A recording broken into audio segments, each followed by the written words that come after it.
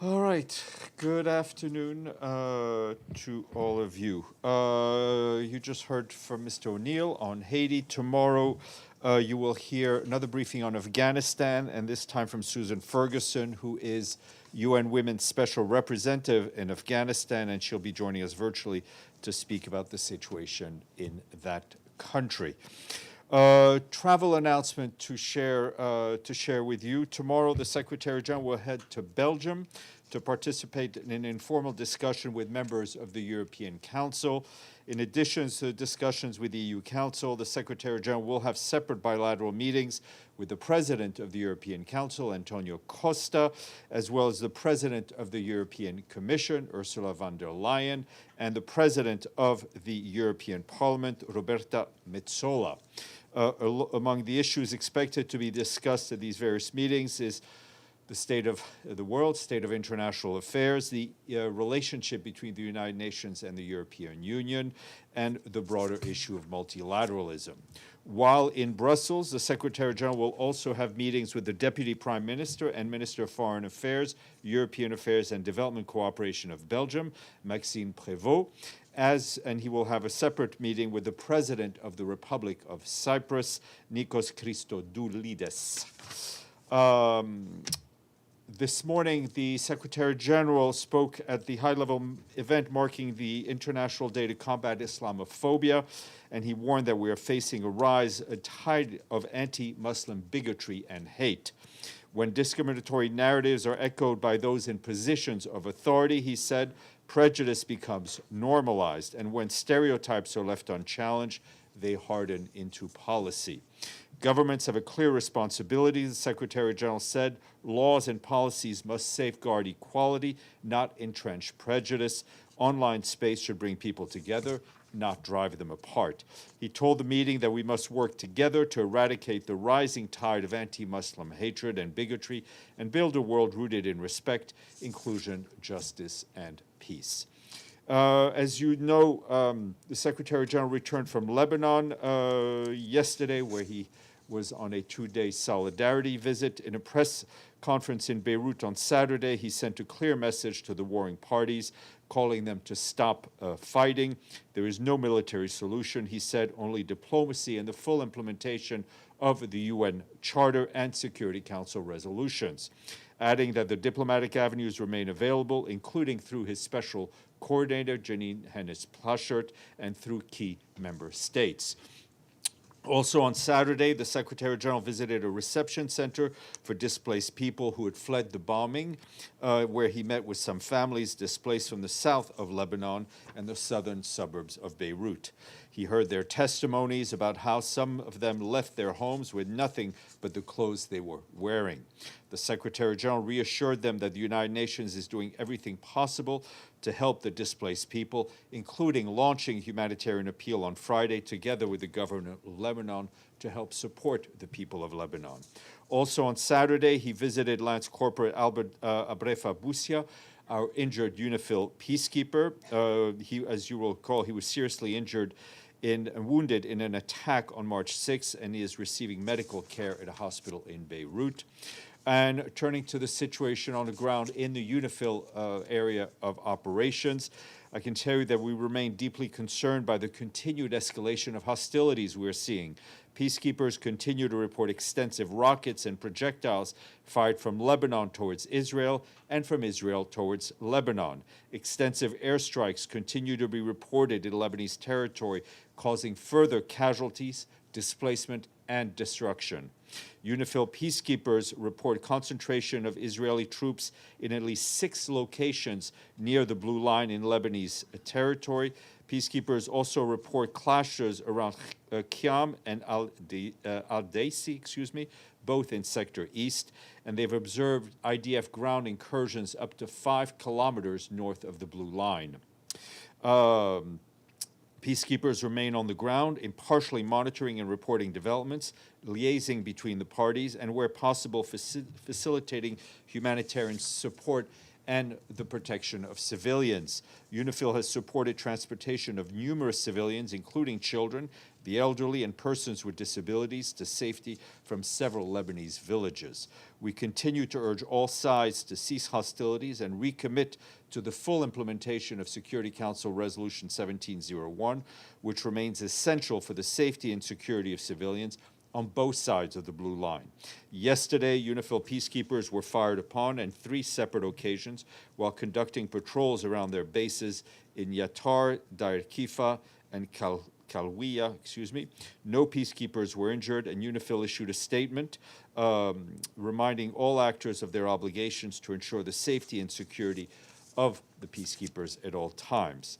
And on the humanitarian front, our colleagues at OCHA tell us that we and our partners, together with authorities, continue to scale up humanitarian assistance and provide food, shelter, and medical assistance across the country to families forced to flee their homes. To date, the World Food Programme, the UN Refugee Agency, UNICEF, and other humanitarian partners have distributed more than 800,000 hot meals, as well as mattresses, sleeping mats, blankets, and other shelter items. Hygiene kits have also been provided across a number of collective shelters.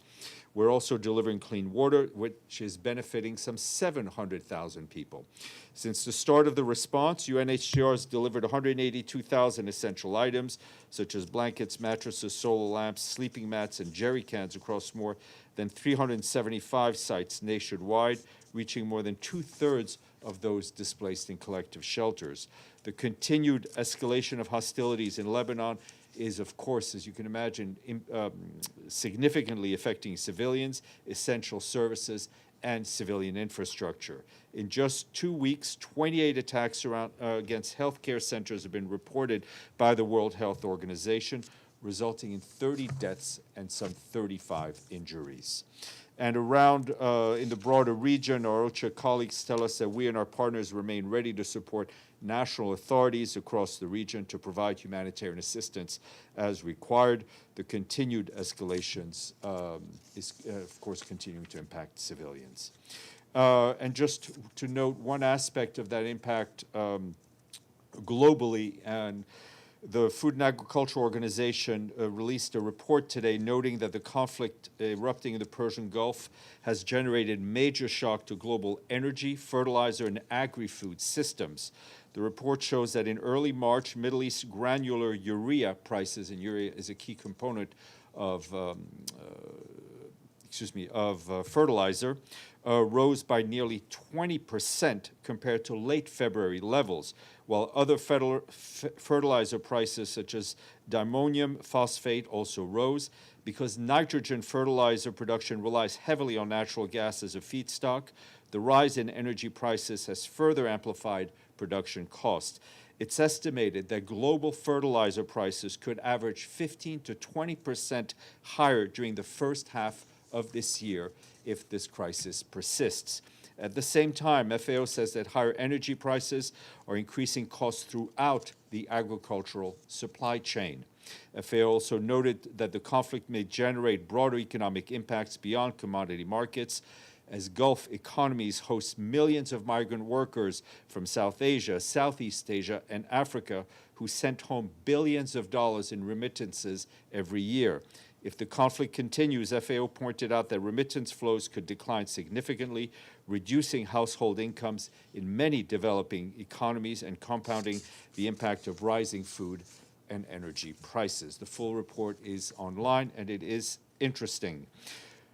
Turning to the occupied Palestinian territory, as we've been doing when we see the killings of civilians, I can tell you that the Secretary General condemns the recent killings of members of a Palestinian family by Israeli security forces, including children, in the occupied West Bank. He calls on Israel to comply with its obligations under international law and recalls that security forces must exercise maximum restraint and use intentional lethal force only when strictly unavoidable to protect life.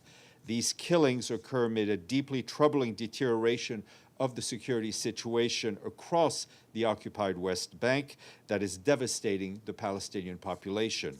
The almost daily attacks by Israeli settlers have become more severe and they've become more cruel. They've been resulting in deaths, in injuries, and significant property damage, and in some cases, the displacement of entire communities. This violence is unacceptable and must stop. The Secretary General urges once again the Israeli government to implement concrete measures to reverse this current trajectory. Israeli authorities must bear the responsibility to protect the Palestinian population, ensure that credible investigations are carried out, and those responsible held to account. Meanwhile, in Gaza over the weekend, a strong dust storm swept through the Strip, destroying dozens of shelters. Our partners estimate that more than 600 families had their shelters or belongings damaged.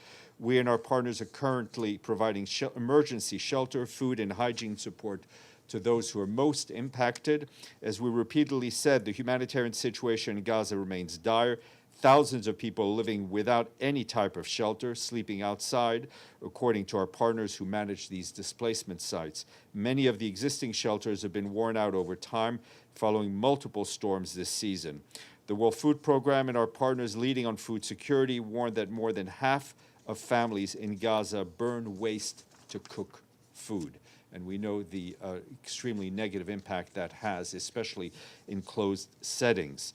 We reiterate that cooking gas must be allowed to enter the Strip regularly, together with supplies from the private sector, to complement the humanitarian aid and help improve people's diets and their lives. On healthcare, despite our efforts to reopen facilities, only 2 out of every 5 health facility service point is currently operating, most of these only partially. Yesterday, the World Health Organization collected nearly 50 intensive care unit beds that it had offloaded the Karim Shalom Abu Salam crossing. The collection was delayed due to Israeli authorities' suspension of humanitarian movements at the crossing last week. The beds will now be provided to hospitals to boost their ICU capacity. And from Sudan, where the situation is truly horrific, our humanitarian colleagues are sounding the alarms on relentless drone strikes across the Kordofan and Darfur regions, which are driving continued civilian casualties and further constraints on humanitarian access. 2 people were reportedly killed yesterday in a drone strike in the town of Al-Rahad, southeast of El Obeid, which is the capital of North Kordofan state. A hospital was also destroyed. 2 days earlier, additional casualties were reported when drone strikes hit Al-Fula, the capital of West Kordofan. Drone strikes across several parts of Darfur between Thursday and Saturday reportedly caused casualties and significant property damage. On Saturday, strikes in Wadi Sira area on the road to Al-Tina, west of El Fasher, reportedly caused multiple casualties. In Nyala, the capital of South Darfur State, drone strikes on Thursday and Friday reportedly caused casualties and extensive damage in several neighborhoods. 4 days ago, on March 12th, the strike on a market at Akidong in West Darfur, near the crucial Adre border crossing, triggered a large explosion. Our colleagues at Médecins Sans Frontières reported that 23 injured civilians, including 4 women and 7 children, were admitted to a hospital they're supporting in Adre on the Chad side of the border. Explosive remnants of war continued to pose grave risks to civilians. In one incident, 3 children were reportedly injured on Thursday when a hand grenade detonated in the yard of a home in Nyala. Meanwhile, while all this is going on, we and our partners are continuing to provide life-saving assistance to families impacted by the crisis. In River Nile State, our partners recently installed 8 2,000-liter water tanks in displacement sites and schools in Shendi. This is helping to ease water shortages, improve hygiene conditions, and reduce the risk of waterborne diseases for displaced families and host communities. We call once again on all parties to comply with their clearly known obligations under international humanitarian law, which includes the protection of civilians, civilian infrastructure, and ensuring the rapid, safe, and unhindered delivery of humanitarian assistance to whoever needs it and wherever it is needed. Just south of the border in South Sudan, this morning, Pramila Patten, our special representative on sexual violence and conflict, expressed grave concern over the stalled implementation of critical protection measures to prevent and address conflict-related sexual violence in the country. Her office said our monitoring in early of 2026 indicates heightened risks in hotspots such as Jonglei, Unity, and Upper Nile, where humanitarian and security conditions are continuing to deteriorate, as we've been telling you. Vulnerability to sexual violence in South Sudan is also compounded by climate-induced displacement, along with regional spillover from conflicts in neighboring Sudan, which has forced thousands of women and girls into precarious environments and made access to basic services increasingly difficult. Ms. Patton said that while legal, policy, and political frameworks to end sexual violence exist, we're witnessing a stagnation of their implementation, particularly for the action plan of the armed forces on addressing conflict-related sexual violence in South Sudan. She urged the government to expedite prior commitments. She called for support to address the acute service delivery gap. Only 10 state hospitals currently host family protection centers. This means specialized care for survivors is out of reach for the most remote and affected areas. Funding cuts are not just budget lines, they are lifelines, she said. Here you saw that the Security Council rolled over the mandate of the UNAMA, the UN Assistance Mission in Afghanistan, for 3 months. This happened this morning. I can tell you that we reiterate our commitment to continue to support the people of Afghanistan in the face of multiple challenges, notably through the principle and pragmatic engagement of the UN political mission in the manner articulated today by Council members. The Secretary General calls again on the de facto authorities to reverse the restrictions on Afghan women and girls. He welcomes the call today by the Council of de facto authorities to restore access to UN female personnel to UN premises. And on Afghanistan, our World Food Program colleagues have begun rapidly mobilizing a large-scale emergency response for communities in Afghanistan that are impacted by the ongoing conflict with Pakistan. Despite the dangerous conditions in the area, WFP has resumed operations in most border areas. It is delivering immediate life-saving food to more than 20,000 families displaced by the conflict. Initially impacted families are receiving fortified biscuits to address urgent nutrition needs. The most vulnerable will then receive 2 months' worth of food or cash assistance. WFP also provides specialized food products for children and pregnant and breastfeeding women to support their essential nutrition. In addition, WFP says that assistance to displaced families is going to reach people across 8 provinces. A quick note on Ukraine, where our humanitarian colleagues in Kyiv tell us that following continued drone and missile attacks over the weekend and early this morning in the country, there were many civilian casualties and damage to civilian infrastructure. Several national and international NGOs, together with the Ukrainian Red Cross Society, with support from UN agencies, provided first aid, psychosocial support, legal assistance, construction material, and cash assistance. To note, last Friday, OCHA, along with UN agencies and NGOs, sent 2 humanitarian convoys to the frontline communities near Kupiansk, in Kharkiv, and in Kherson. The supplies included electric generators, solar lamps, ready-to-eat food, dignity kits for women, blankets, and diapers. In 2026, we, along with our partners, have delivered 11 convoys to assist some 10,000 residents in frontline communities in Ukraine. New resident coordinator in Ethiopia, Ozonia Ojielo of Nigeria, has assumed his role as the resident coordinator in Ethiopia effective March 14th. He will also serve as humanitarian coordinator. As you know, these resident coordinators serve as the Secretary General's representatives for development at the country level, leading our support for the government-led efforts to accelerate achievements of the SDGs. Mr. Ojielo brings over 25 years of experience in development, governance, peace building, and conflict prevention in four continents, and his last post was as resident coordinator in Rwanda. 2 more quick items. You will have seen that late last night in a statement, the Secretary General said he was deeply saddened to learn of the death of Jürgen Habermas, a giant of philosophy and a true public intellectual. He said no philosopher influenced his own thinking throughout his life in politics as much as Habermas. Mr. Guterres said he was particularly struck by Habermas's ideas on distinguishing feature of a modern democracy as the permanent interflow of communication between political decision makers and civil society. Chris, pay attention. We have a quiz. This country is the 4th most populous country with 283 million people, and it has over 17,000 islands. Indonesia. Very good. Edie beat you to it, I think. This country has the only national flag of a UN member state that has neither red, white, or blue? Yellow and green, it's South Africa. No, it does not have any white, it does not have any red, it does not have any blue. Nope. The writing is in white in Saudi Arabia. Nope. Nope. All right, it is also known as the land of wood and water.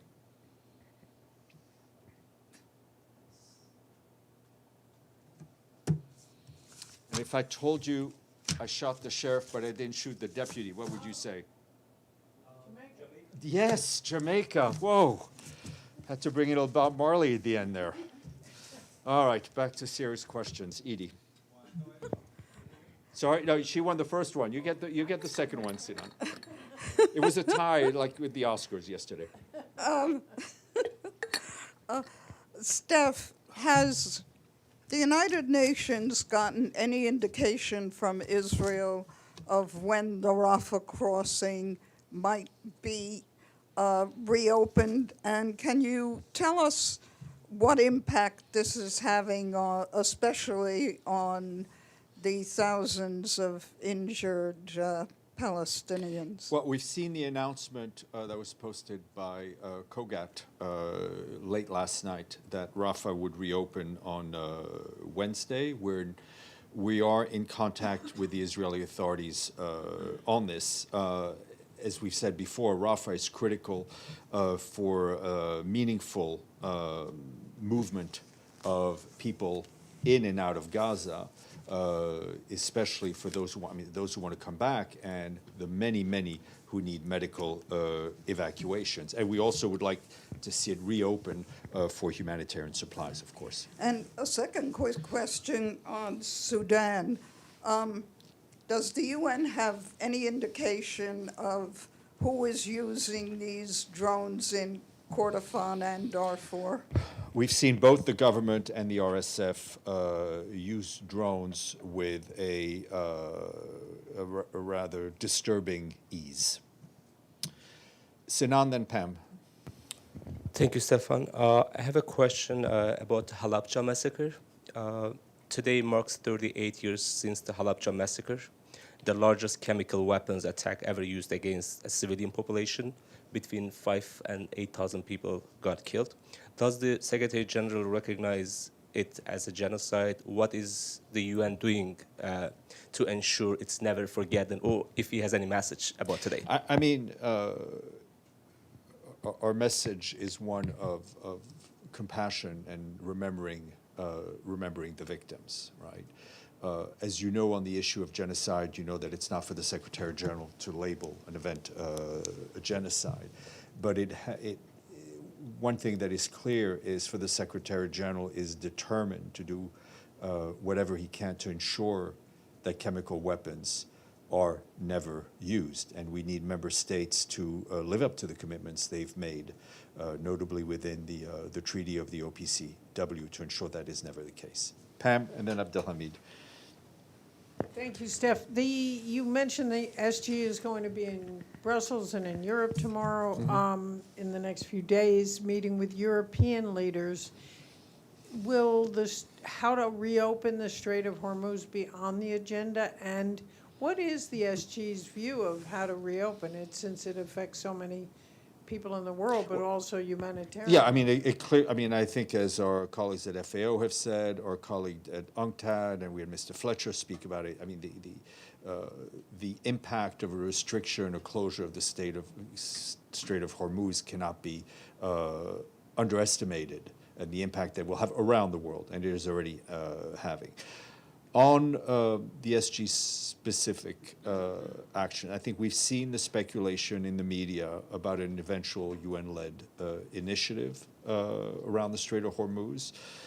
I think, Pam, you were here during the run-up to the Black Sea Grain Initiative, and I think for that to be successful, silence was the better half of valor, right? And I think and I can tell you that the Secretary General remains very much engaged and in frequent contact with senior officials in the region and beyond.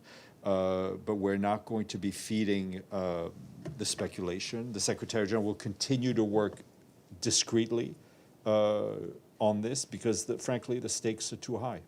And just on that, the thing we're not talking about, is there a sense of a timeline? I think that would be under the rubric of Not discretion. Okay. Abdel Hamid. Thank you, Stéphane. I have few questions also. On the war now taking place between Pakistan and Afghanistan, it's getting worse by the day, and I don't see any UN involvement or attempt even to explore possibilities to contain this conflict. It could go out of hand also. No, we're very much aware, and I think we've been speaking about it ever since it started. The humanitarian impact of this conflict is already being felt on both sides of the border between Afghanistan and Pakistan. We already know the dramatic humanitarian situation in Afghanistan, of people who had already been there, who need humanitarian assistance, of recently returned Afghans who just crossed the border back from Pakistan, who are in dire straits. We know that there are also Afghans who are stuck at the border, and we are doing whatever we can to ensure that this conflict ends. My second question, the West Bank. The family of four, Ali and his wife Fuad, and their children, Muhammad and Uthman, were killed by the army. The three Palestinians killed in the village of Abu Falah were killed by the settlers. And you ask the killer to investigate the killer. So 80 settlers attacked the village of Abu Falah. They killed, and here they were killed by the army. So don't you see that it's coordinated system there is, to subjugate the Palestinian? Israel has a responsibility that they need to live up to, and those member states who have an influence should ensure that also happens. And my last question on Gaza.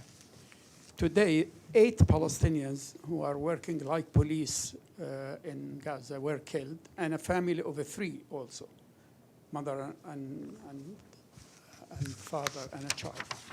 And yet I didn't hear that. I mean, we have, as I said at the beginning of my note, we have repeatedly and will continue to condemn the killings of all civilians. And we want to see an end to this, I think the Secretary General has referred this as not as a ceasefire, but a lesser fire. I mean, this conflict has continued, and the humanitarian situation has been deteriorating, especially since the start of the conflict involving Iran. So killing 8 policemen We've called for an end to this conflict. Yes, Namo. Thank you, Stéphane. I have 2 questions. On Islamophobia, you said the Secretary General warned that discriminatory narratives are sometimes echoed by those in power. Can you specify which governments or leaders he's talking about? And is there something that the UN can do about this? Well, I mean, we're speaking out against it. We're not, the Secretary General doesn't have the authority to regulate the speech of political leaders, nor would he want that authority. But I think there are very few countries in this world that are immune from hate speech. And, we've seen it in many countries in the developing world, in the Western world, where there are Muslim minorities, where there's been a spike in hate speech, in Islamophobia, and even sometimes an encouragement by political leaders. And my last question on the call by the Trump administration for other countries to send forces to secure the Strait of Hormuz. Does the Secretary General have a statement on this? I do not. Does he support it? I do not. I would refer you to what I said to Pam earlier. Edie. Just as a quick follow-up on that, does the Secretary General believe that this latest war in Iran has escalated Islamophobia? Look, one can only see what one reads in papers, quotes, and social media, and it is clear that it has there seems to be a link. But, you know, for hate speech is people who spew hate speech or have a very easy time to find excuses or scapegoats to continue spewing that intolerable hate speech. I thought that was a nice note to end on, but Pan, please go ahead.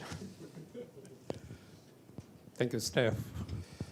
For the last 2 weeks, the crisis surrounding Iran has caught much of the world attention. So, Sorry, I didn't hear the first part. the war in Iran has caught much of the world attention. Yeah. And the crisis in other countries has been sidelined. So is the SG concerned that the crisis in Iran will have a negative impact on the UN's efforts to U.S. operations in other parts of the world? It's having one already, because we're talking every day about the rise in food prices, in fertilizer prices, in oil prices. We as an organization are not immune to those shocks, right? It is also having an impact in the sense that all of you in the media and all of us have a limited ability to pay attention to multiple crises, right? But this is why every day we keep talking about Sudan, right? This is why we had Mr. O'Neill talk about Haiti.